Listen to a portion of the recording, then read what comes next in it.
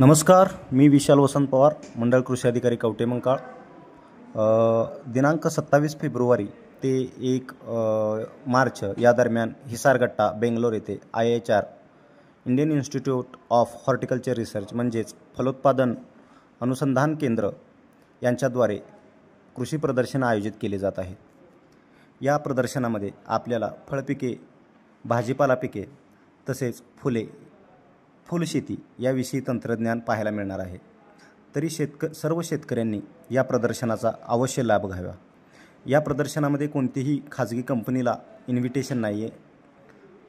तसेच यामध्ये आंबा, ॲवॅकॅडो, ड्रॅगन फ्रूट, फणस तसेच वेगवेगळी फळझाडे, द्राक्ष असतील, त्यामध्ये वेगवेगळ्या व्हरायटीची द्राक्षे लागवड केलेली आपल्याला हे लाईव्ह डेमॉन्स्ट्रेशन पाहण्यास मिळणार आहेत.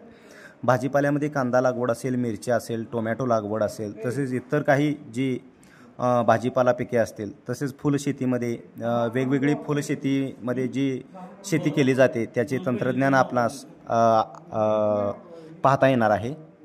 कर्नाटक राज्यामधील हे सर्वात मोठं प्रदर्शन असणार आहे आणि ICAR Indian council of agriculture research म्हणजेच भारतामधले जे कृषी क्षेत्रातील अग्रगण्य संशोधन केंद्र संस्था आहे त्याच्याद्वारे हे आयोजित केलं जातं.